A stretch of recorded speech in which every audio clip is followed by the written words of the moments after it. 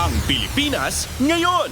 Narito na ang pinakamainit na mga balita na nakalap sa bawat sulok ng bansa. Ihahatid sa bawat Pilipino saan man kayo sa mundo. Ang Pilipinas ngayon. Pakinggan ang bawat kaganapan sa bawat lalawigan. Ito ang Pilipinas ngayon.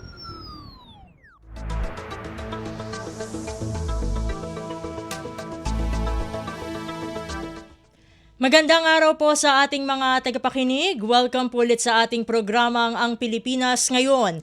Ito po ang inyong lingkod, Steph Vicente. Samahan niyo po ako sa kabuuan ng ating palatuntunan.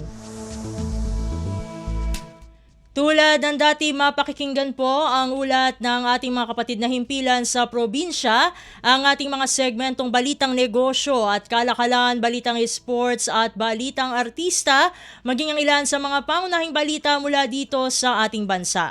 Yan po sa kabuuan ng ating palatuntunan ng Pilipinas ngayon. Kumpleto, detalyadong balitaan, di papahuli sa mahahalagang kaganapan. Kamustahin ang inang bayan, ang Pilipinas ngayon.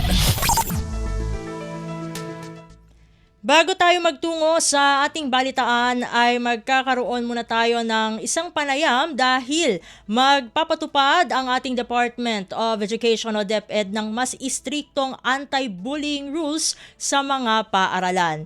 Ito ay matapos mapirmahan ang Revised Implementing Rules and Regulations o IRR ng Republic Act No. 10627 o ang Anti-Bullying Act of 2013. Minamandato ng naturang IRR ang lahat ng pampubliko at pribadong paaralan, community learning centers, Philippine schools overseas at international schools na i-adopt ang standardized anti-bullying policies. Ayon kay DepEd Secretary Sunny Angara, layo ng mga revision na ito na masiguro ang mas ligtas na learning environment para sa mga estudyante, alinsunod na rin sa direktiba ni Pangulong Ferdinand R. Marcos Jr. Kung ating matatandaan, sa ika-4 na State of the Nation Address o SONA ni Pangulong Marcos ay binigyang din ito ang mental health o kalusugang pangkaisipan ng ating mga mag-aaral. At pinag-uusapan na rin naman natin ang bullying at mental health ay makakasama natin sa ating programa si Dr. Camille Garcia, isang psychologist. Dr. Garcia, welcome po sa Ang Pilipinas Ngayon. Si Steph Vicente po ito ng Radyo Pilipinas World Service. Hi, Steph. Magandang hapon. It's so nice to be invited sa show mo. Ayun, maraming salamat din po, Doktora, sa pagsama niyo po sa amin dito sa programa. Siyempre, dahil napag-uusapan na nga itong IRR no, ng Anti-Bullying Act, ay siyempre dapat alamin natin at bigyang diin no, dito sa ating panayam, no. Ano nga po ba, no, para sa mga siguro hindi aware o hindi pa masyadong nakakaalam, no, tungkol dito, ay ano po ba ang bullying at bakit po ba nagkakaroon ng bullying? Okay, kasi pag sinabi mong bullying, hindi ito yung simpleng away ng mga estudyante or kaya naman ay napagalitan. Ito ay isang pamamaraan na sinasabi natin pwedeng verbal, yung nagsasalita ng hindi maganda o kaya nagiging physical na nakakaapekto psychologically and emotionally sa isang tao dahil kasi hindi ito isang beses na nangyayari kung hindi it's a repetitive act. So kung paulit-ulit na nangyayari ito, there's a tendency talaga na hindi lang sabihin nating pananalita ang mangyayari rito kung hindi pwedeng umabot sa puntong palaging sinasaktan, kinukutusan o kaya naman ay nag-e-extort ng pera, kinukuha yung baon, yung mga ganong klaseng pamamaraan to the point na talagang itong bata o yung nagiging biktima ng bullying ay nagiging helpless. At the same time, lalo naman lumalakas yung loob nitong nambubuli dahil kasi walang nakakapagpigil o kaya naman ay nagsusumbong na merong ganitong pangyayari. Dahil usually lahat ng mga nambubuli, ang palaging threat nila dun sa mga biktima nila ay huwag kang magsusumbong or else may mangyayari sa yung mas matindi. So yun yung mga ganong mga pagkakataon kaya sinasabi natin na yung iba tumatahimik kahit na palaging nasasaktan na or kaya naman verbally abused.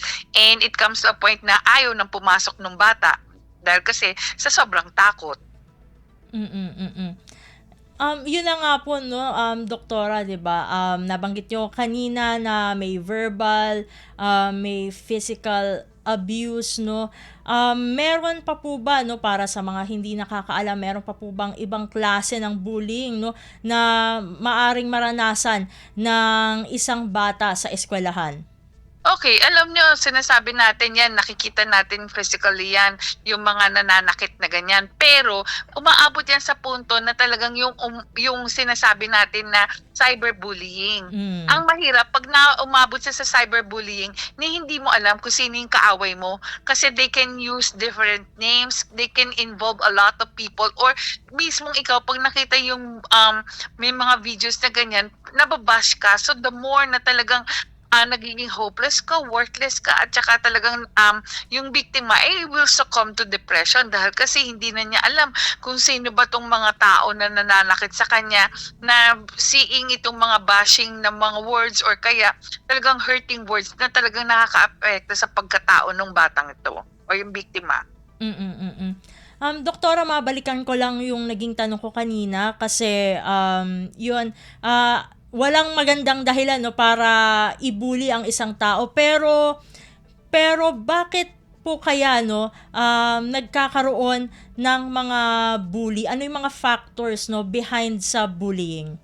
Okay, alam mo kung minsan merong iba na nakakagulat na yung mga bully na yan ay maaaring naging biktima rin ng bully sa kanilang pamamahay. Dahil kasi sila ay palaging kinukutusan ng kanilang mga elders or ng mga kuya, palaging napapagalitan. So feeling nila, they can only be tough sa loob ng eskwelahan. Meron din naman na talagang siguro dahil nakita nila yung ang environment nila na iting pamamaraan para sa ganon maging astig sila sa loob ng eskwelahan, ginagaya nila by imitation. And then definitely, meron din naman na sinasabi natin, yung the victim before becomes a bully. So meaning to say, halimbawa, dati na siya naging biktima ng bully, tapos ngayon na-outgrow niya yun, parang sinabi niya, ito pala, still since nangyari sa akin dito, baka pa pwedeng ako naman nang gumawa. So yun yung mga possibilities. But definitely, kung sasabihin mo in terms of yung kanilang personality, pa pwede rin na talagang may disposition sila na talagang ever since may mga personality problems yan, may pagka-sociopath, lalo na sa mga teenagers at saka above yung mga adults. Dahil kasi pa pwedeng hindi naman ang bullying ay coming from the students alone. There can be teachers who bully students as well. At nabanggit nyo na rin po, no, yung cases na yung dating na bully ay maaaring maging bully, and then yung earlier nyo pa pong sinabi na itong mga nabully, no, yung mga biktima ng bullying ay maaaring magkaroon ng mental health conditions, no, tulad ng depression. Sa mga ganito pong pagkakataon, ano po yung mga maaaring mental health intervention na dapat ibigay doon po muna sa biktima ng bullying? Okay, alam mo, pagdating sa ganyang pagkakataon, unang-una, syempre, di ba, maganda kasi sa eskwelahan, talagang i-impose or talagang sabihin na may stricter rules sila on bullying, like, ano ang dapat mangyari kung may magsusumbong, ano yung mga stricter rules na pag may ganitong pangyayari, kailangan alam ng teacher kung ano yung dapat na intervention, kung isusumbong siya or kailangan tawagin ng mga magulang, or at the same time, mismo yung mga magulang, kailangan ay merong mga regular seminars din or mga sabihin na natin pag-uusap with the teachers. So bakit kinakailangan ng ganon? Kasi kumisan, alam nyo, kahit na ang isang bully ang isang taong nabully o yung biktima ay naapektuhan, yun ding bully kailangan din ng talagang tinatawag nating debriefing or counseling. Pareho silang dapat makakuha ng ganitong klaseng sabihin na natin tulong, dahil kasi hindi din natin alam, baka mas malaki pa yung problema nung nambubuli kaysa dun sa inatake ng bullying. Kaya nga sinasabi na iba, ba't ganon? Bakit yung mga kung sino na yung nambully, sila pa yung nag-attend ng mga ganitong klaseng sessions or counseling sessions, anger management issue na kinakailang i-address, at yung nabully naman din binibigyan din ng same counseling. It's because pareho silang nagiging biktima dito, dahil kasi hindi natin alam in the future occur, itong mga nambubuli na to, pwedeng talagang ibaba sila. So they become also feeling na worthless, bababa ang self-esteem nila, yung level of confidence na sinasabi na meron sila before, talagang totally nawawala because of the bashing na pwedeng mangyari sa kanila coming from yung mga spectators naman, yung mga nanonood. Ito naman po, doktora, bukod dun sa counseling, no, na dapat, no, ay hindi lamang dun sa mga estudyante, no, na bully man o bully, ay maging dun din sa mga magulang, kasi syempre lahat naman ng values, no, na dinadala ng mga bata sa eskwelahan ay nanggagaling sa bahay. Doktora, paano po ba dapat, no, pigilan, no, ang bullying sa mga eskwelahan, at ano po muna yung magiging papel ng mga magulang? Okay, siguro unang-una, no, pagdating sa ganyan, napaka-importante talaga na sa start ng classes, lalo na ngayon dahil kasi although talagang elementary tsaka high school nag-start na, pero most of the colleges kasi hindi pa nag-start. Importante din naman na talagang magkaroon din ng proper orientation in terms of yung sasabihin na you have to attend the orientation for reasons na ito talagang will concern also kung paano nyo ma-prevent at paano nyo matutulungan ang inyong mga kaibigan, mga classmates, or even yung mga tao na nakikita nyo na nabubuli sa loob ng eskwelahan. Second, importante na ang mga magulang mag-attend din na although talagang napaka-difficult at this time na sabihin mo sa mga colleges yan, no? Pero sa mga high school especially or even sa mga elementary students, yung mga mismong mga magulang ay magkaroon ng pagkakataon na makausap ng mismong eskwelahan kung paano nila maiha-handle yung mga anak nila para malaman nila ano ba yung mga signals, ano ba yung mga sinasabi nating red flags na yung anak ko pala ay involved na sa bullying. Whether my daughter or my son is actually a victim or siya yung bully per se. Ayun, naputol lang saglit ang ating communication. Hold on lang po dahil mag-re-establish po tayo para mas lalo pa po natin makuha yung insights po ni Doktora Garcia. Hello, ayun, nawala. hello po. Ayun, naputol siya. Go ahead po, Doktora. Kasi pag hindi natin ma-distinguish or maiintindihan at sabihin na natin, ma-recognize yung mga red flags na yan, there's a tendency talaga na baka mamaya lumala na yung sitwasyon. Especially yung mga bata na bakit hindi pumapasok sa eskwelahan? Bakit biglang hindi papasok sa eskwelahan? All of a sudden, magugulat ka palagi pag umuwi, marurumi yung mga suot na damit. Or kaya naman palaging kulang yung mga gamit sa eskwelahan. Pag uwi, ay yung mga ganon na kinakailangan itanong, at saka the key here is communication. Hindi pa pwedeng when you ask your kids na ano nangyari sa'yo? Bakit ganyan ka? Okay lang. Hindi pa pwede ang maging sagot ay okay lang. Kasi alam natin na may problema. So from there, kinakailangan talaga ma-educate din ng mga parents on how to handle yung mga anak nila in such a way na talagang maiintindihan na there's really something going on. And it can be something na hindi lang sabihin natin bullying. Baka mamaya child per se is already undergoing depression hindi natin alam. Mas malaki yung magiging problema and it becomes a mental health issue as well. Sa side naman po ng mga teachers po, ano po yung mga pwede po nilang gawin? Kasi sila naman po, no, yung nagsisilbing pangalawang magulang nitong mga estudyante kapag sila ay nasa paaralan. Ano po yung pwede nilang gawin, no? First hand, no, kapag nagha-handle ng cases of bullying? Okay, siguro una-una, no, dapat i-inform din yung mga estudyante na if there are any incidents na nangyayaring ganyan, i-report ka agad. Pangalawa, hindi pa pwede na sabihin ng teacher na wala siyang pakialam dito dahil kasi hindi siya yung class advisor.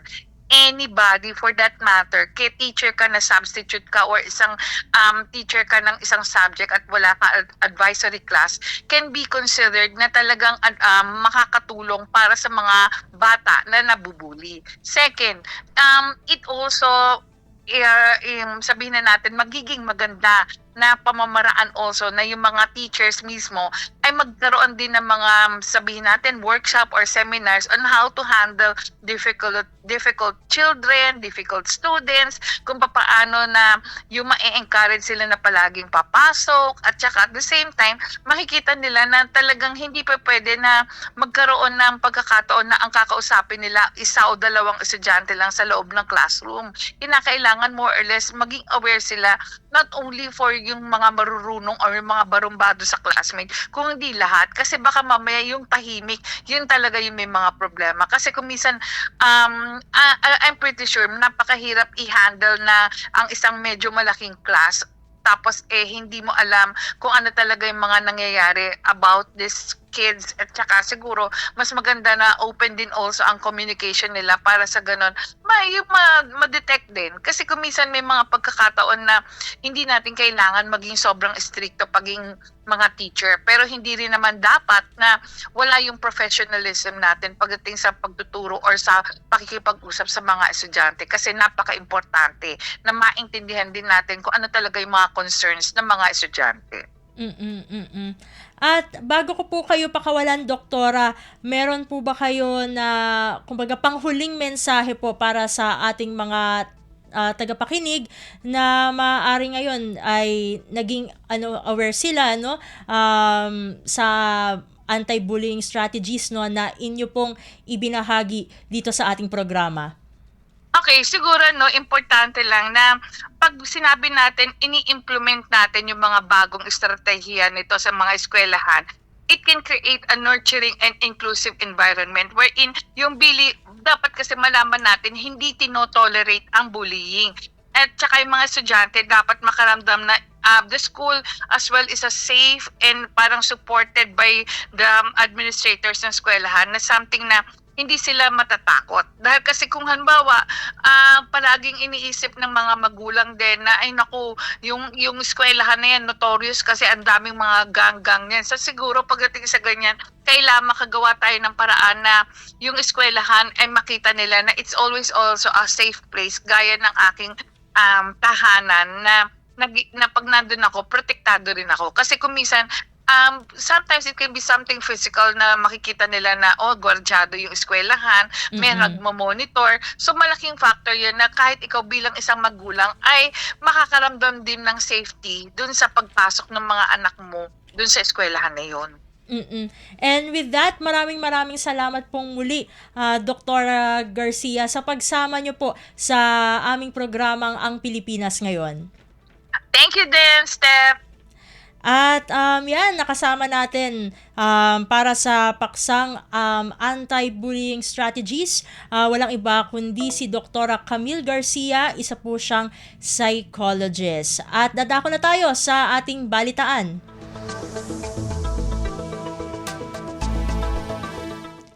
Sa mahalagang balita, mainit ang pagtanggap ng mga nagtipon-tipong mga Pilipino kina Pangulong Ferdinand R. Marcos Jr.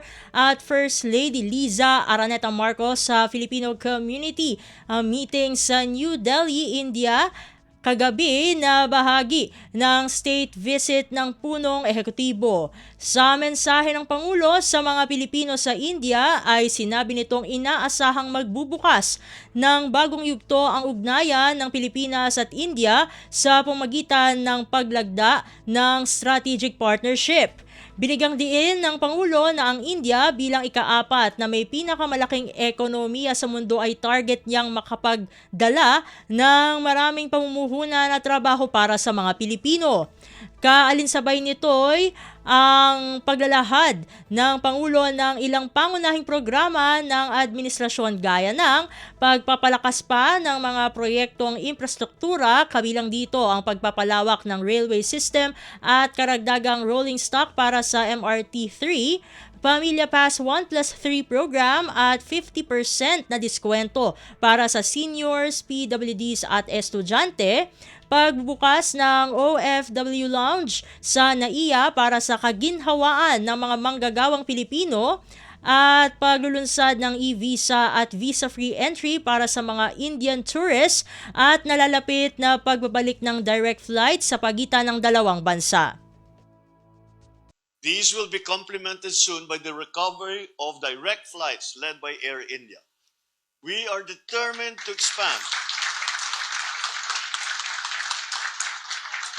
We are determined to expand this to other carriers and to link other cities between the Philippines and India.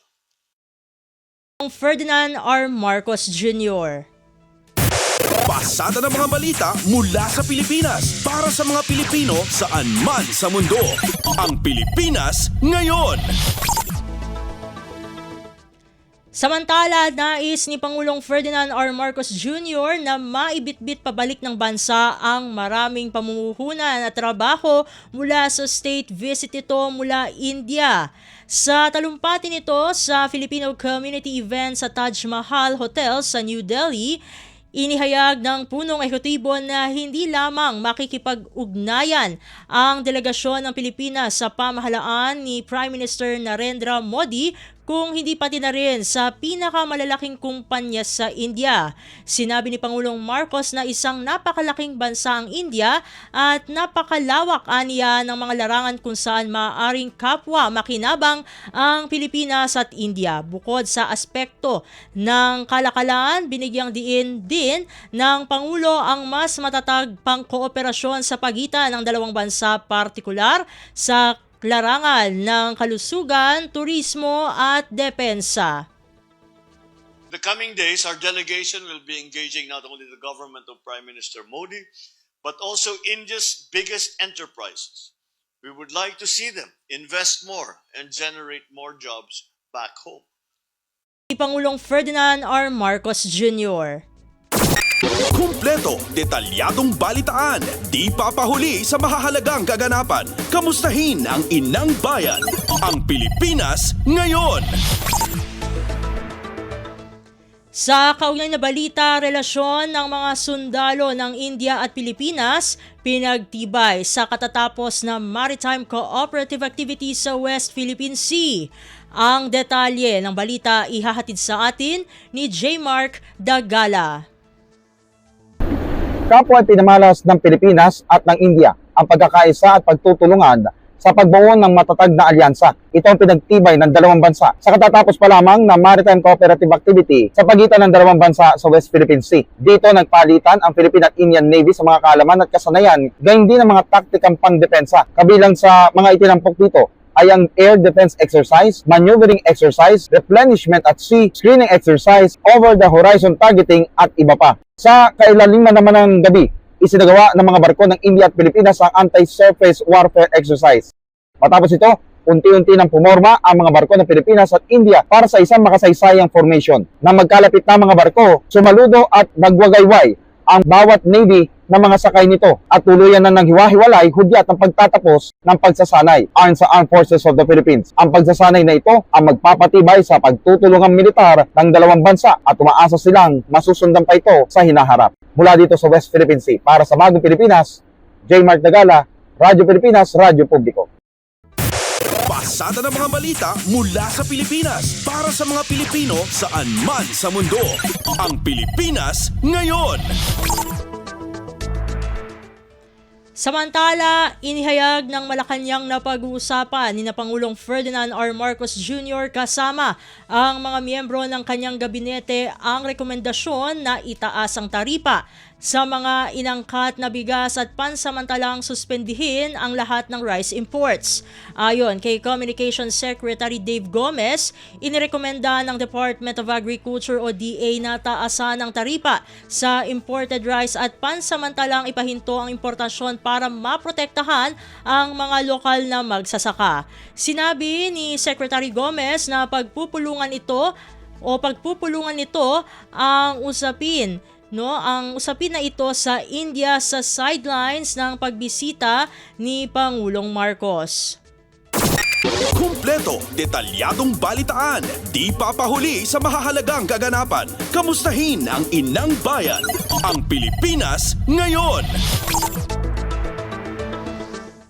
Sa kaugnay na balita, ipinaliwanag ni Agriculture Secretary Francisco Tiu Laurel Jr. na maraming stock ng local rice sa bansa. Ito aniya ang rason kung bakit inirekomenda ang pagpapahinto ng pag-aangkat ng bigas mula sa ibang bansa. Ayon kay Secretary Laurel, kailangan ng magbawas ng stock at maibenta sa merkado ang bigas para lumuwag ang mga warehouse ng rice traders, rice millers at maging ng NFA. Aniya, kailangang ma-flush out o maibaba sa merkado ang rice supply habang kailangan na rin aniyang magtaas ng taripa sa bigas dahil mababa na ang world price. Marami tayong stocks ng local rice and we have to move out yung local rice from the warehouses at mabenta sa merkado to free up yung warehouses ng rice traders, ng rice millers, even ng NFA kasi darating na yung next harvest season Si Agriculture Secretary Francisco Tiu Laurel Jr. Kumpleto, detalyadong balitaan, di papahuli sa mahahalagang kaganapan. Kamustahin ang inang bayan, ang Pilipinas ngayon. Samantala, walang sisinuhin ang pamahalaan at mananagot sa batas ang sinumang mapapatunayang nagkaroon ng kapabayaan sa mga flood control project o nananamantala sa pera ng taong bayan.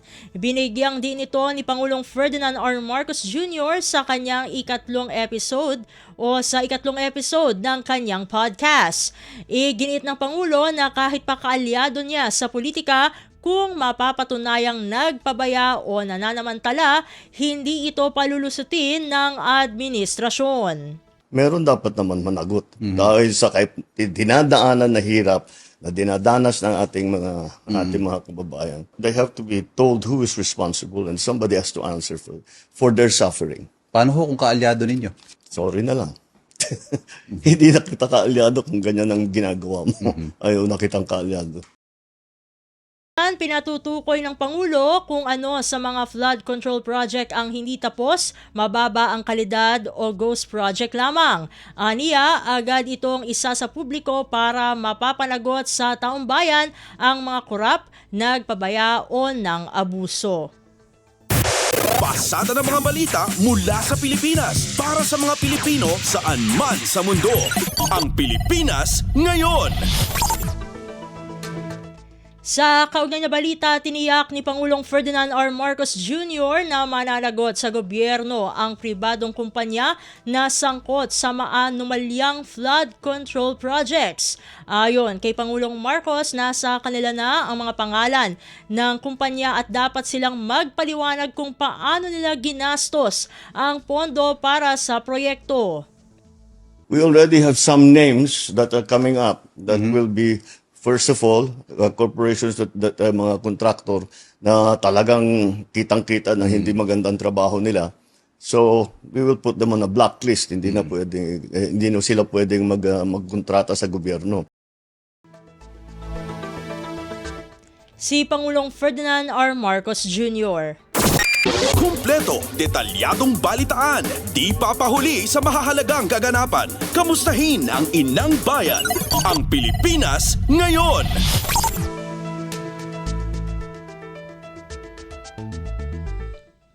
Sa kaugnay pa ring ulat, inisyal na listahan ng contractors na involved sa mga questionableng flood control project hawak na ni Pangulong Ferdinand R. Marcos Jr.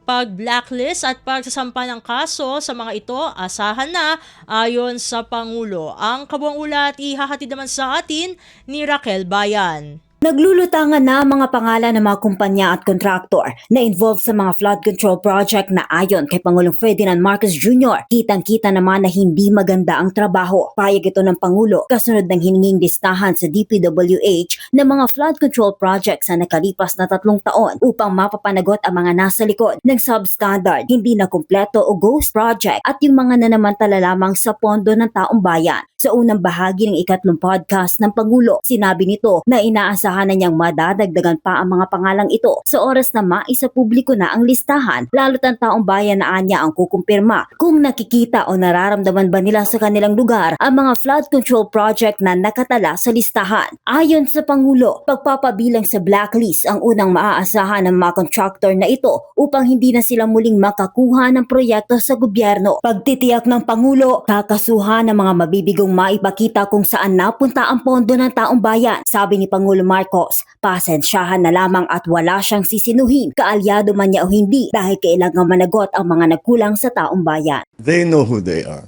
They know who they are. Meron naman dyan talagang mga notorious. Matagal ng ganito ang ginagawa. I'm sorry, but they will have to account for their actions and they will have to account for the expenditures that they have made na hindi natin nakikita kung ano yung naging resulta. Mula sa Malacanang para sa Bagong Pilipinas, Rakalbayan, Radyo Pilipinas, Radyo Publiko. Pasada ng mga balita mula sa Pilipinas para sa mga Pilipino saan man sa mundo. Ang Pilipinas ngayon. Samantala, umaabot na sa 350,000 na grade school at mga kolehiyo ang natutulungan sa programa ng Department of Social Welfare and Development o DSWD na tarabasa simula noong inilunsad ito. Sa panayam ng programang Radyo Publiko Serbisyo, sinabi ni DSWD spokesperson Assistant Secretary Irene Dumlao na kabilang sa nagbebenepisyo sa programa ay mga anak ng low-income families na nag-aaral sa kolehiyo.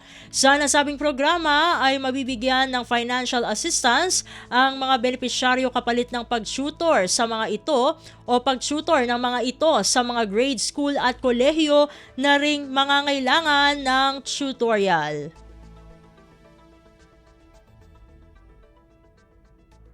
Yung pong mga nagkakapasite sa ating mga would-be tutors and youth development workers, yung pong mga college students na enroll sa mga local and state colleges ay DSWD workers na na-train din po ng mga partners natin from the academia. So, meron tayong mga kasama from Ateneo and other schools na nag-train sa ating pong mga workers para naman po makagabay sa ating pong mga college students. And may mga modules din po na ibinahagi sa DSWD na siyang ginagamit.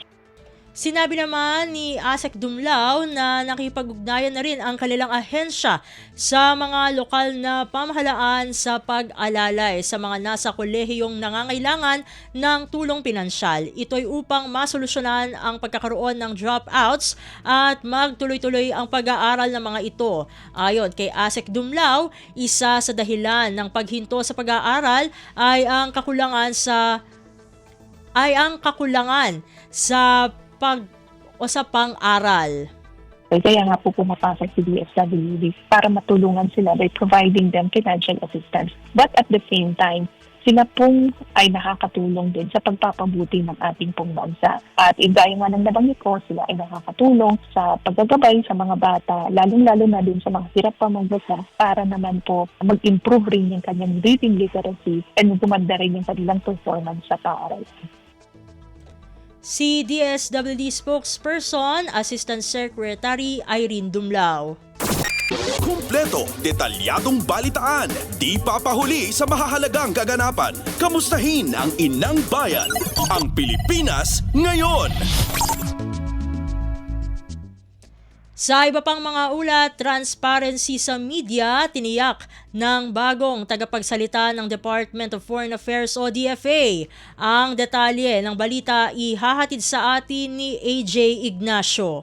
Tiniyak ng bagong tagapagsalita ng Department of Foreign Affairs na si Angelica Caraos Escalona na magiging transparent ang kagawaran sa media. Aniya bilang tagapagsalita ng DFA, sinabi nito na sisikapin nilang magkaroon ng mga regular na mga briefing para sagutin ang mga tanong at makapagbigay ng detalye sa media. Sa pakikipag-usap niya sa mga miyembro ng DFA Press Corps, sisikapin naman ng DFA na makapagbigay ng pahayag ukol sa mga issues sa lalong madaling panahon at tiniyak na madali itong maintindihan lalo na ng mga ordinaryong Pilipino. Bukas aniya siya sa mga naging suwestyon ng media para sa mas maayos na pagkuha ng impormasyon at tanawagan ito ng pakikipagtulungan. Bago maitala bilang tagapagsalita ng DFA, si Escalona ay naging Consul General General sa Toronto, Canada. Yan muna ang pinakauling balita mula dito sa Department of Foreign Affairs. Para sa Bagong Pilipinas, AJ Ignacio, Radyo Pilipinas, Radyo Publiko. Pasada ng mga balita mula sa Pilipinas para sa mga Pilipino saan man sa mundo. Ang Pilipinas ngayon. Samantala, Department of Health o DOH isinusulong ang HIV education at services sa iba't ibang opisina at workplaces. Narito si Lawrence Tanhoco para sa balita.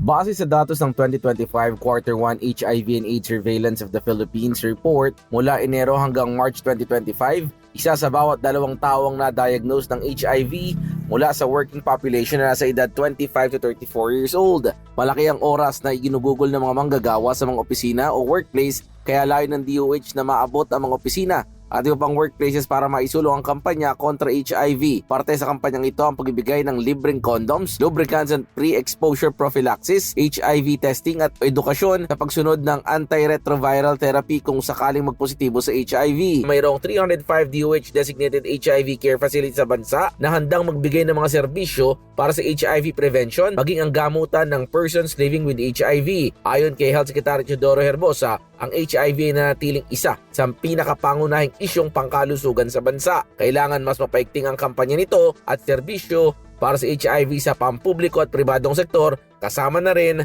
ang workplaces. Mula pa rin dito sa lungsod ng Maynila para sa Bagong Pilipinas, ako si Lawrence Tanhoco ng Radyo Pilipinas, Radyo Publiko.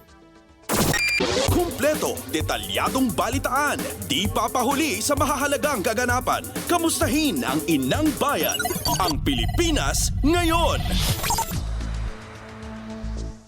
At iyan ang mga maiinit na kaganapan para sa araw na ito. Samantala, ating antabayanan ng mga ulat mula sa ating mga kapatid na himpilan sa probinsya para sa regional news sa pagbabalik ng Ang Pilipinas Ngayon makalipas ang ilang paalala.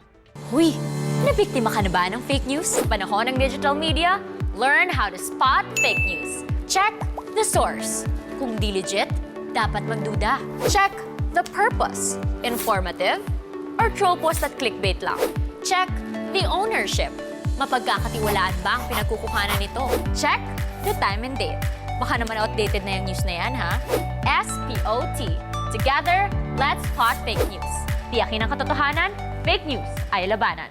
A friendly message from PCO, DepEd, CHED, DSWD, DILG, PBS at Radyo Pilipinas. Balita mula sa lalawigan sa bawat rehiyon ng ating bayan. Dito sa Ang Pilipinas Ngayon.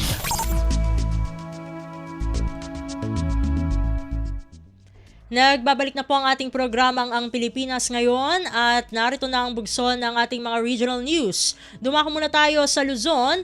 Mga magsasaka matagumpay na umani sa ilalim o sa pamagitan ng gulayan sa kanal ng National Irrigation Administration o NIA. Ang kabuang ulat ihahatid sa atin ni Rani Dorilag mula sa Lawag.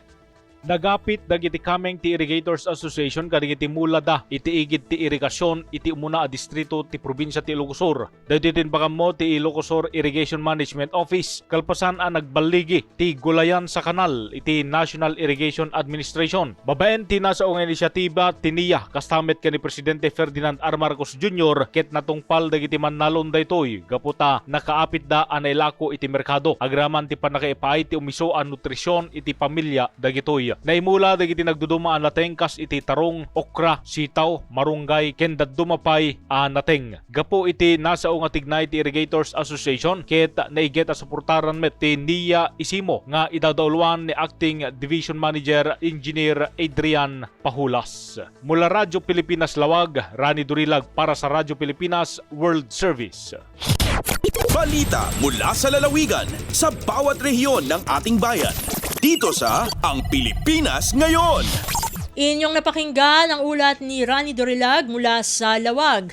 Puntahan naman natin ang Agoo, 185 million pesos na halaga ng tulong na ipamahagi sa mga nasalanta ng kalamidad sa Rehiyon 1. Narito si Albert Kawile para sa balita. Di manunan iti 185,080,858 pesos. Di dagop agatad titulong anay waras kadagiti pamilya na apektaran iti Diligra ti Region 1, partikular dagiti bagyo Akrising Dante Canemong kastamaten ti Habagat. Karaman nito iti 280,841 a food ken non-food items. Apakay bilangan ti 277,430 family food packs, 275 ready-to-eat meals, ken 3,136 ada dumapayabanag. Imo na ti Pangasinan tinakaroon na pektaran nga daan iti 427,101 a pamilya, wano mapatapata a 1.5 million at a tao. Si Marno ti La Union nga daan iti 129,640 a pamilya, wano 425,814 na tao. Ilocos Norte 12,457 a pamilya, wano 52,303 at a tao. Ken ti Ilocos Sur nga daan ti 10,966 a pamilya, wano 34,978 at a tao tinapektaran. Agtultuloy ti panakaywaras dagiti family food packs tapno masigurado ti dagos a panagsangpet ti tulong kadagiti amin nga agkasapulan. Paset daytoy ti misyon ti DSWD atong galbiag ket napateg. Manipod RP Ago Albert Kawile para ti Radyo Pilipinas World Service. Balita mula sa lalawigan sa bawat rehiyon ng ating bayan.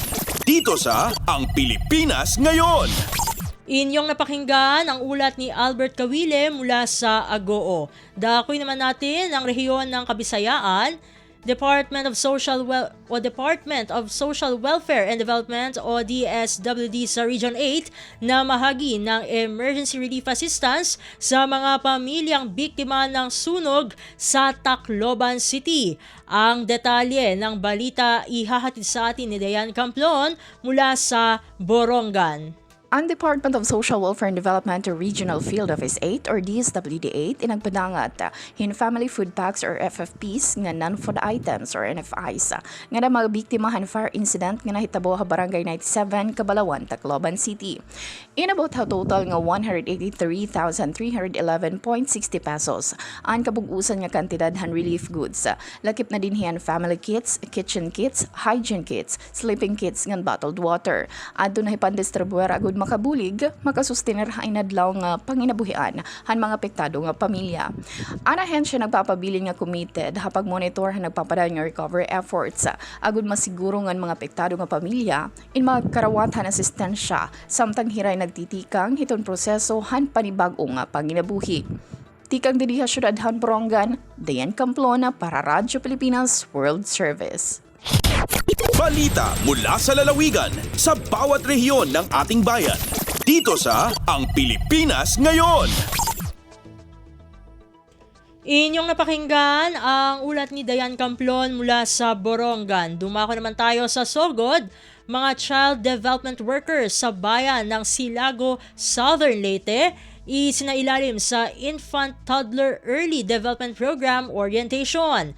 Ang kabuang ulat ihahatid naman sa atin ni Aljon Malot.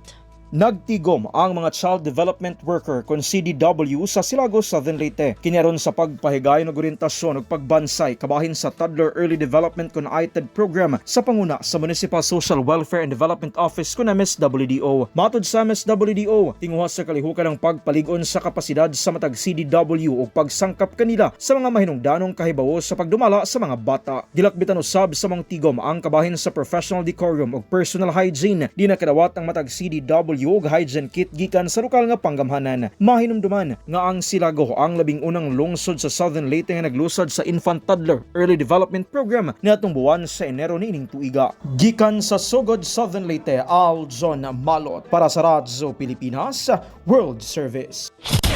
Balita mula sa lalawigan sa bawat rehiyon ng ating bayan. Dito sa Ang Pilipinas Ngayon. Inyong napakinggan ang ulat ni Aljon Malot mula sa Sogod.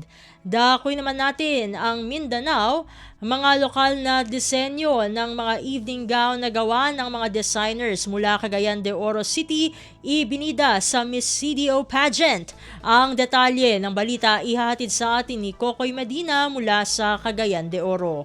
Bida sa kipihigayon nga 68th Miss Cagayan de Oro 2025 pageant preliminaries, ang mga lokal nga mga disenyo gikan sa sakop sa Oro Fashion Designers Guild o OFDG niadtong Agosto 2 ning kasamtangang tuig diha sa SM Downtown Event Hall.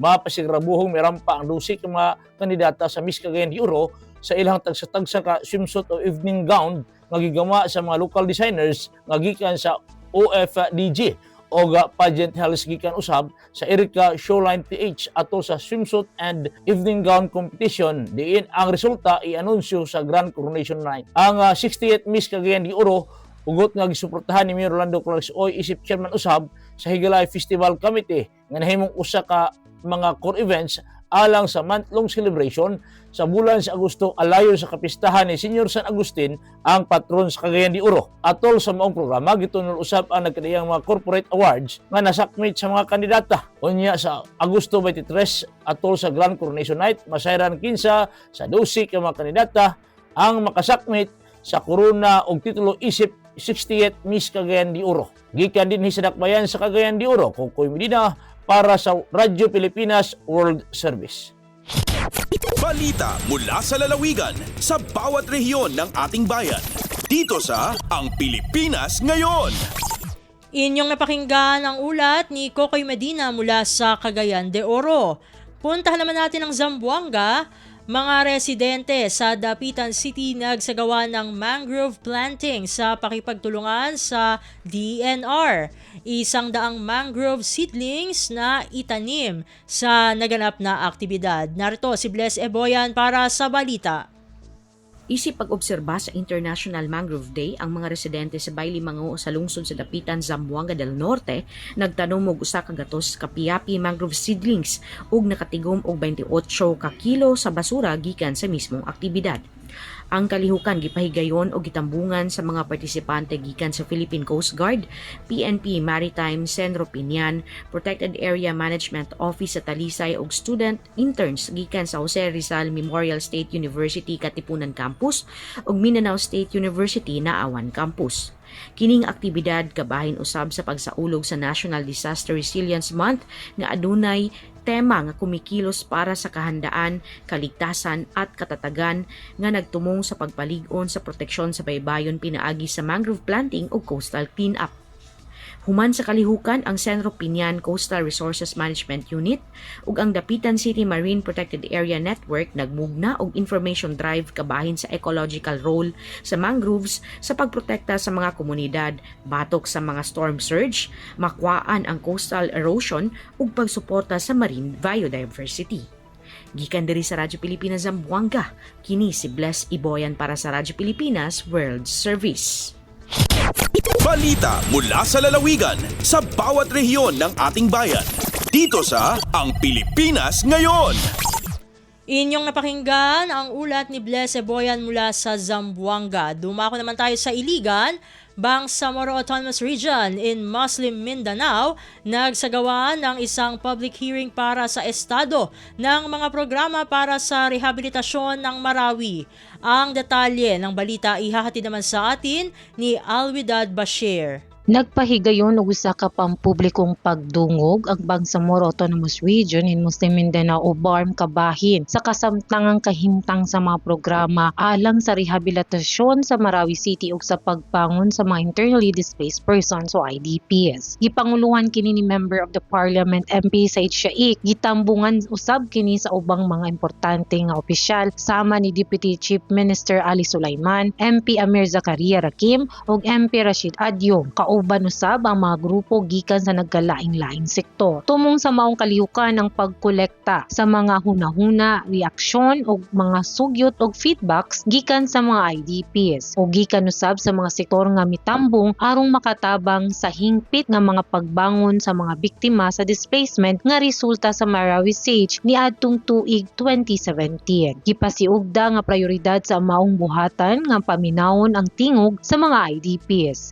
Apil na usab ang pagkuha sa ilang maayong input, sugyot o rekomendasyon gikan sa mga stakeholders nga makatabang sa paghatag og dugang solusyon alang sa padayong nga recovery sa mga apektadong lugar sa syudad sa Marawi. Ikan sa Dakbayan sa Iligan, ako si Alwidad Bashir para sa Radyo Pilipinas World Service. Balita mula sa lalawigan sa bawat rehiyon ng ating bayan. Dito sa Ang Pilipinas Ngayon. Inyong napakinggan ang ulat ni Alwidad Bashir mula sa Iligan. Dito na nagtatapos ang ating regional news. Dadako na tayo sa ating mga segmento. Sa pagbabalik ng Ang Pilipinas Ngayon, amin pong ihatid sa inyo ang segmentong Balitang Negosyo at Kalakalan makalipas ang ilang paalala. This is a public service announcement. Maging handa sa oras ng sakuna. Para sa iyo at sa iyong pamilya, laging siguruhin. Go Bag ay nakahanda at naglalaman ng mga sumusunod. Ilang pirasong damit, ready-to-eat na pagkain at inuming aabot ng 3 araw. Personal na gamit para sa inyong hygiene. First aid kit kabilang ang alcohol, bandages, gamot sa lagnat, ubo at sipon, pati na rin ang inyong vitamins at maintenance medicines. Maglagay ng pito, flashlight, lighter o posporo. Huwag kalimutan ang mga charger o power bank. At higit sa lahat, isama ang mga importanteng gamit gaya ng inyong mga legal na dokumento, IDs, ATM o passbook, insurance at iba pa. This is a public service announcement. Public service announcement from PBS, Presidential Broadcast Service, and Radyo Pilipinas. Lagay ng ekonomiya, kalakalan, negosyo at iba pa. Atin ang alamin dito sa Ang Pilipinas Ngayon. Nagbabalik na po ang ating programa, ang Pilipinas Ngayon. Narito na po ang ating segmentong Balitang Negosyo at Kalakalan. Naniniwala ang Rizal Commercial Banking Corporation o RCBC na bibilis ang paglago ng ekonomiya sa susunod na quarter ngayong taon. Sa panayam ng Radyo Pilipinas, sinabi ni RCBC Chief Economist Michael Ricafort na kabilang sa mga bagay na makakaapekto sa paglago ng economic growth ay ang election-related spending noong nakaraang eleksyon. Aniya, maaaring tataas sa 6% ang lalabas na economic growth sa second quarter kumpara sa unang quarter ng taon sa 5.4% ang paglago ng ekonomiya. Maybe even close to 6% at the very least, no? Alright. Pero for the full year naman, pwede naman po mag-average yung ekonomiya natin ng 5.5% to 6%. Nabawasan po yan kasi dahil nga po kay Trump, no, do sa higher tariffs niya sa trade war kasi babagal po yung buong mundo. Si RCBC Chief Economist Michael Ricafort. Lagay ng ekonomiya, kalakalan, negosyo at iba pa. Atin ang alamin dito sa Ang Pilipinas Ngayon. Samantala, DA Chief isinulong ang pag-amyenda sa Coco Trust Fund Law. Ang detalye ng balita ihatid naman sa atin ni Ray Ferrer. Iginiit ni Agriculture Secretary Francisco Chu Laurel Jr. ang pangailangang pag-amyenda sa Coconut Farmers and Industry Trust Fund Act. Layo nito na muling mapasigla ang sektor ng pagniniyog na pangunahing kumikitang export ng bansa. Ani maraming puno ng niyog na lampas sa 50 taon na ang kakaunti na lamang mamunga kumpara sa mas batang puno. Bagamat napapalakas pa ang pamumunga ng mga matatandang puno sa pamamagitan ng fertilisasyon, tanging pang matagalang solusyon pa rin ang pagtatanim ng bagong puno. Sa ulat ng DA, ang Pilipinas ang pangalawa sa pinakamalaking coconut producer at exporter pagkatapos ng Indonesia. Gayunman hindi na gaanong nagpe-perform ang coconut sector dahil konti lamang ang processing plants ang nag-ooperate at mababa ang oil mills dahil sa mababang ani. Ngayong 2025 nakapaglaan na ang gobyerno ng 1 bilyong piso para sa pagtatanim at replanting at 1.8 bilyong piso para naman sa fertilisasyon. Para sa Bagong Pilipinas, Ray Ferrer, Radyo Pilipinas, Radyo Publiko. Lagay ng ekonomiya, kalakalan, negosyo at iba pa. Atin ang alamin dito sa Ang Pilipinas Ngayon. At dadako naman tayo sa ating palitan ayon sa Bangko Sentral ng Pilipinas. Ngayong Martes, Agosto 5, ang halaga ng piso kontra sa dolyar ay nasa 57 pesos and 51 centavos. Ang Japanese yen naman po ay nagkakahalaga ng 39 centavos. Ang Singaporean dollar ay nasa 44 pesos and 69 centavos. Nasa 4 centavos naman ang won ng South Korea at nagkakahalaga ng 8 pesos and 1 centavo. ang isang yuan ng China. Sa iba pang palitan, ang Hong Kong dollar ay nasa 7 pesos and 33 centavos. Ang British pound naman ay natumbas ng 76 pesos and 42 centavos. Nasa 66 pesos and 55 centavos naman ang euro. Nasa 41 pesos and 75 centavos ang Canadian dollar, habang ang Saudi Arabian Riyal ay nagkakahalaga ng 15 pesos and 33 centavos. Lagay ng ekonomiya, kalakalan, negosyo at iba pa. Atin ang alamin dito sa Ang Pilipinas Ngayon. At dito na po nagtatapos ang ating segmentong Balitang Negosyo at Kalakalan. Sa pagbabalik ng Ang Pilipinas Ngayon, masusubaybayan niyo po ang ating segmentong Balitang Sports na ihahatid ng ating kasamang si Leo Magpayo makalipas ang ilang paalala.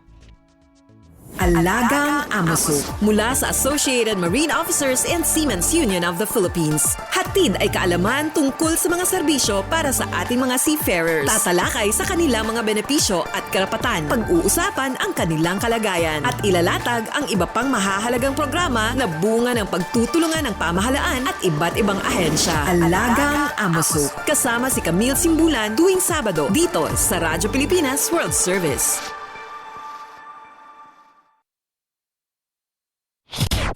Updates at pinakahuling mga usapin sa mundo ng palakasan. Atin ang pakinggan dito sa Ang Pilipinas Ngayon.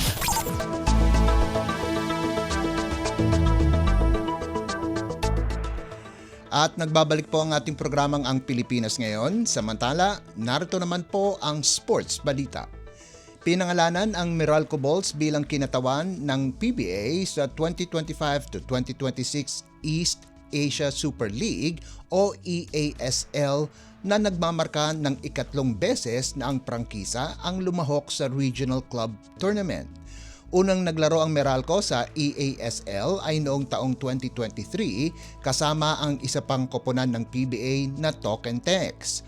Sa edisyon na yon, isang beses lang nanalo ang Bulls kumpara sa 5 talo para matanggal sa torneo. Nagbalik naman ang koponan nitong nakalipas na taon at nakakolekta ito ng 2 panalo kontra Macau Black Bears at Busan KCC Aegis, subalit nakuha naman ang 3 magkakasunod na pagkatalo kasama ang double overtime loss sa New Taipei Kings para matapos ang kanilang kampanya sa torneo. Ngayoy selyado na ang partisipasyon ng Meralco sa liga, kompleto na ang 12 koponan na lalahok ngayong taon sa EASL. Nadagdagan ito ng 2 koponan kumpara sa 10 lumahok noong 2024. Nabunot ang Bulls sa Group B kasama ang Black Bear, pati na rin ang Final 4 teams nitong nakalipas na taon, ang Taoyuan Paoyan Pilots at Ryokyu Golden Kings. Samantala, kabilang naman sa Group A ang Hong Kong Eastern, Seoul SK Knights, Taipei Fubon Braves at Utsunomiya Brex, habang nasa Group C naman ang Alvark Tokyo, Changwon LG Sakers, New Taipei Kings at Ulaanbaatar Ksak Broncos. Magsisimula ang EASL sa Oktubre 8 kung saan ipapakilala ng liga ang panibagong format na ang top 2 teams ng bawat grupo ay aabanse sa round of 6. Updates at pinakahuling mga usapin sa mundo ng palakasan. Atin ang pakinggan dito sa Ang Pilipinas Ngayon.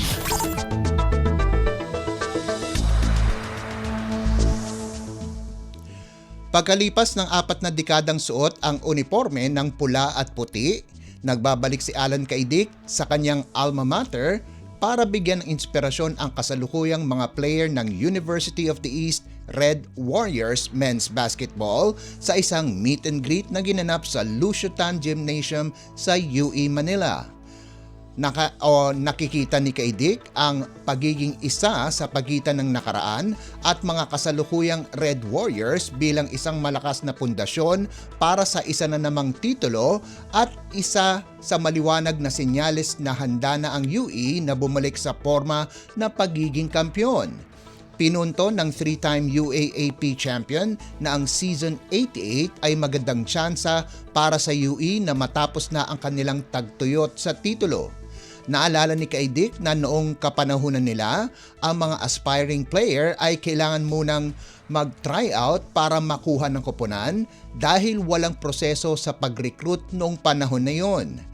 Para lalong maging kapanapanabik ang parating na season, ipinakilala ng bagong head coach ng koponan na si Chris Gavina ang 2025 UE Men's Basketball Team at coaching staff na kinabibilangan ng mga dating PBA players na sina Alex Capagnot, KG Cañaleta, Paulo Hubalde at Louis Vigil. Kinapos ang Red Warriors laban sa Adamson Soaring Falcons sa playoffs para sa huling pwesto sa Final Four nitong UAAP Season 87 kung saan si Jack Santiago ang nagsisilbing head coach. Updates at pinakahuling mga usapin sa mundo ng palakasan. Atin ang pakinggan dito sa Ang Pilipinas Ngayon.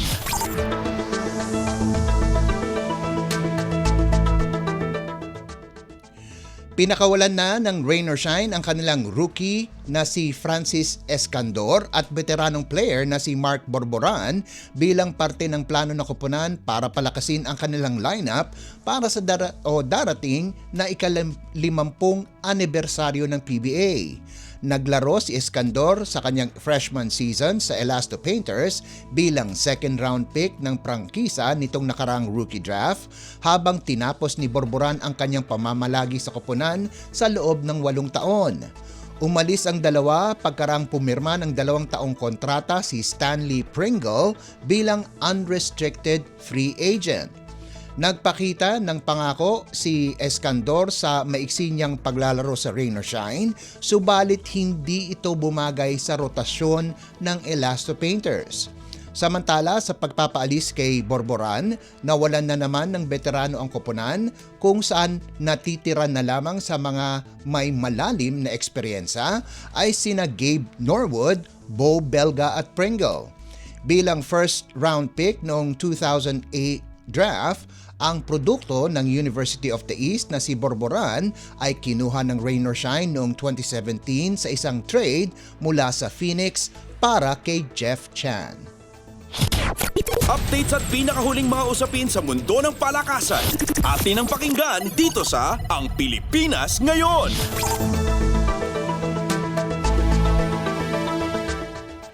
At bilang pangwakas sa ating segmentong sports balita, tinitignan ang mas malaking litrato ng tambalang Isabella Games at Alexander Korovin kahit maganda ang kanilang panimula sa Asian Open Figure Skating Trophy 2025. Nakuha ng tambalan ang ikalawang pwesto sa Pairs Short Program category. Nakapagtala ng 55.69 points sina Games at Korovin sa likuran nina Jia Xuan Zhang at Yi Huang ng China na nakapag-rehistro ng 63.7 points para pangunahan ang lahat ng pares. Pumangatlo naman sina Ryom Tai-ok at Han Kum-chol ng North Korea na may 51.18 points. Naniniwala sina Games at Korovin na kaya nilang mag-perform ng mas mabuti, subalit sinabi na maganda pa rin ang kanilang performance para buksan ang season ng 2026 Winter Olympics. Nakatapat nina Games at Korovin ang pamilyar nilang kalaban sa tambalang North Korean. Huli silang nagkatapat ay noong Asian Winter Games noong Pebrero kung saan nagtapos sina Games at Korovin sa ika-4 na pwesto at ang koponan mula North Korea ay nagtapos sa ikalawang pwesto. Pero para sa tambalan ng Philippine team, layunin nilang mag-perform at ipakita kung ano ang kanilang inihanda para sa kompetisyon. Umaasa naman sina Games at Korovin na magkaroon ng kamalayan at interes ang mas maraming Pilipino sa skating, lalo na sa pairs skating sa oras na i-host ng bansa ang Asian Open Figure Skating Trophy. Pagkatapos ng torneo, mag-iensayang muli ang dalawa ng isang buwan bago ang 2026 Winter Olympic Qualifiers na gaganapin sa Beijing, China sa Setyembre. Nagtapos ang two-time Philippine National Champions sa senior pairs sa ika-4 na pwesto sa Asian Winter Games noong Pebrero. Bago noon, napalanunan nila ang kauna-unahan nilang medalya para sa Pilipinas at sa isang International Skating Union Competition sa France noong 2022. Updates at pinakahuling mga usapin sa mundo ng palakasan. Atin ang pakinggan dito sa Ang Pilipinas Ngayon. At yan ang pinakauling balita sa larangan ng palakasan. Ito po si Leo Magpayo. Samantala, antabayanan nyo naman po ang ating segmentong Balitang Artista na ihahatid sa inyo ni Mama JT sa pagbabalik ng ating programang Ang Pilipinas Ngayon, pagkalipas lang po ng ilang paalala. Alagang Amoso mula sa Associated Marine Officers and Seamen's Union of the Philippines. Hatid ay kaalaman tungkol sa mga serbisyo para sa ating mga seafarers. Tatalakay sa kanilang mga benepisyo at karapatan. Pag-uusapan ang kanilang kalagayan at ilalatag ang iba pang mahahalagang programa na bunga ng pagtutulungan ng pamahalaan at iba't ibang ahensya. Alagang Amoso. Kasama si Camille Simbulan tuwing Sabado dito sa Radyo Pilipinas World Service. Ang latest, ang hottest sa showbiz and entertainment. Heto na sa Ang Pilipinas Ngayon. Nagbabalik po ang ating programang Ang Pilipinas Ngayon. At halo, magandang araw sa ating mga chismoso at chismosang nag-aabang ng mga trending na balita sa mundo ng showbiz. Ito na ang ratsyada ng ating mga chika. Ito, pinabulaanan ni Kapuso actress Clea Pineda ang issue na may kinalaman ang kapamilya actress na si Janela Salvador sa kanilang hiwalayan ng kanyang ex-girlfriend. Nilinaw ito ni Clea matapos kumalat ang issue at madawit nga ang pangalan ni Janela dyan. Giit ni Clea, walang third party na nangyari. Samantala, ayon pa kay Clea, inevitable o hindi na may iwasan kasi ang closeness niya kay Janela Salvador at sa iba pa niyang mga co-actresses sa 2025 Cinema Life finalist film na Open Endings at doon nga daw ay nabuo ang closest nila sa bawat isa. At itong July 18 ng taong ito nang inanunsyo ni Clea sa Fast Talk with Boy Abunda ang hiwalay ni na Catrice at sinabing wala siyang pagsisisi sa naging relasyon niya o sa naging relasyon nila ni Catrice. Ang latest, ang hottest sa showbiz and entertainment. Heto na sa Ang Pilipinas Ngayon. Kinumpirma ng Kapuso actress na si Carla Abellana na nakikipag-date na siya uli matapos ang controversial na paghiwalay nila ni Tom Rodriguez. Makalipas ang mahabang panahon ng pagiging single, nagbigay uli ng chance itong si Carla para sa kanyang sarili na muling mag-entertain ng mga manliligaw. Sa panayam ng GMA, inamin ng actress na totoong may taong nagpapasaya at nagbibigay kulay sa kanyang everyday life. Una nang sinabi ng actress na ready na niyang bigyan ng second chance ang kanyang puso na magmahal muli. At ang hinahanap niya ngayon sa isang lalaki ayon kay Carla ay honest, may respeto, walang tinatago kahit anong bagay at mabait syempre. Simple lang, may integridad at mabait. Ang latest, ang hottest sa showbiz and entertainment. Heto na sa Ang Pilipinas Ngayon. Sa huli natin chika for today, kinukumbinsi ngayon ng The Voice USA Grand Winner na si Sofronio Vasquez ang kanyang coach na si Michael Bublé na bumalik sa Pilipinas para makasama niya sa isang concert. At looking forward na si Sofronio sa muling pagbisita ng international singer-songwriter sa bansa dahil matagal na rin ito nung huling mag-perform at magtungo sa Pilipinas. Sabi ni Sofronio, excited na rin talaga mag-perform muli si Michael sa Pilipinas. Pagpapatuloy ng binata, kinukulit raw niya ito na mag-guest sa concert ng The Voice USA Grand Winner. Ngunit sabi ni Michael ay gusto raw niyang maging magical ang performance nilang dalawa kung magtambal man sila on stage. Ang isa naman sa best advice sa kanya ni Michael na talagang nagmarka sa isipan ni Sofronio at kanyang isinasa buhay, sabi niya, quote and quote, "It doesn't mean you can, you should. Samantala, nakatakdang mag-release ng extended play o EP itong si Sofronio na ipoproduce ng Canadian singer-songwriter. Kwento niya, and I quote, nagawa na namin yung ibang songs but I think based on our last conversation, ang unang ilalabas is Christmas song.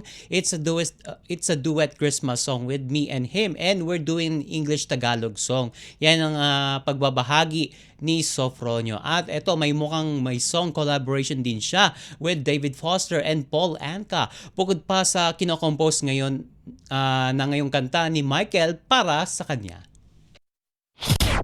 Ang latest, ang hottest sa showbiz and entertainment. Heto na sa Ang Pilipinas Ngayon.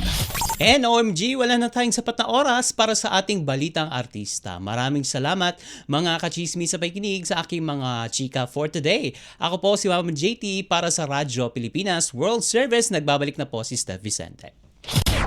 Ang latest, ang hottest sa showbiz and entertainment. Heto na sa Ang Pilipinas Ngayon.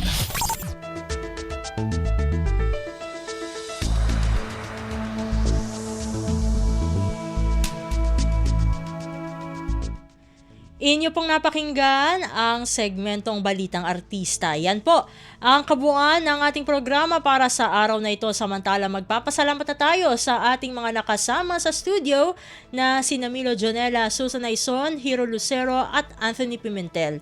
Maraming salamat din sa ating executive producer para sa araw na ito na si Jerome Toledo. Salamat din sa mga naghatid ng mga ulat mula sa Kamaynilaan at mga probinsya.